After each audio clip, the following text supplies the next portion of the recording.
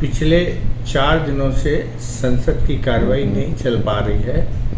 पक्ष और विपक्ष दोनों ही अपनी बात पर अड़े हुए हैं। इसमें किसे नुकसान हो रहा है और किसे फ़ायदा हो रहा है, यह बड़ी चर्चा का विषय बन रहा है।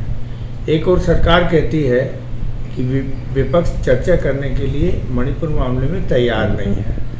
वहीं विपक्ष बार बार ये कह रहा है कि हम 267 में चर्चा करने चाहते हैं और वो हमारा अधिकार है, और सरकार 267 में चर्चा करने के लिए तैयार नहीं है, जिसके कारण पिछले 4 दिनों से मणिपुर की घटनाओं पर कोई चर्चा लोकसभा और राज्यसभा में नहीं हो पा रही है। 176 और 267 के बारे में अब आम नागरिकों को भी पता लगने लगा है कि ये है क्या और क्यों दोनों पक्षों के बीच में टकराव बना हुआ है कि सरकार चाहती है 167 में हो और विपक्ष चाहता है कि इसको 267 में चर्चा हो और वो चाहता है 176 में हो। बहरहाल इससे सरकार को बड़ा नुकसान होता हुआ दिख रहा है।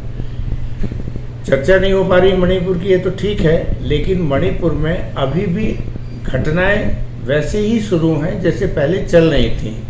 तो मुद्दा मणिपुर का शांत हो चुका होता तो भी सरकार की इस बात को बल मिलता कि चलिए भाई, चर्चा कभी भी किसी भी माध्यम से कराई जा सकती है। लेकिन मणिपुर की घटनाओं को लेकर ना तो वहाँ मणिपुर में नियंत्रण हो पाया है, आसपास के राज्यों में और वहाँ पर तनाव पैदा हो गया है। साथ ही संसद में जब दोनों सदनों में चर्चा नहीं हो रही है और कल जैसे ही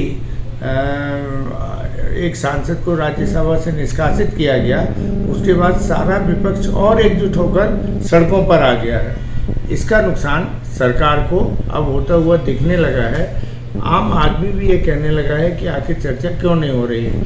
अब इसमें एक विपक्ष भी जब देख रहा है, आज एक बिल लोकसभा राज्यसभा से पारित किया गया, वो बिना विपक्ष के किया गया। विपक्ष का एक भी व्यक्ति सदन में मौजूद नहीं था और आज पहली बार बिना विपक्ष के होते हुए बिना विपक्ष में ने चर्चा में उसमें भाग भी नहीं लिया था और वो एक बिल आदिवासियों का पास कर दिया गया है। ऐसी स्थितियों में अब ये माना जा रहा है कि बहुत जल्द विपक्षी दल सरकार के खिलाफ अविश्वास प्रस्ताव ला सकते हैं और अविश्वास प्रस्ताव के माध्यम से अब वो सरकार के ऊपर अपनी लड़ाई छेड़ने का एक माध्यम बनाना चाह रहे हैं। अब ये राजनीति का रुख कहाँ जाएगा, दोनों ही पक्ष अपनी अपनी बातों पे अड़े हैं। लेकिन इसमें मुझे ऐसा लगता है कि सत्ता पक्ष को ही सबसे ज़्यादा नुकसान हो रहा है, क्योंकि मैसेज अब गलत जा रहा है।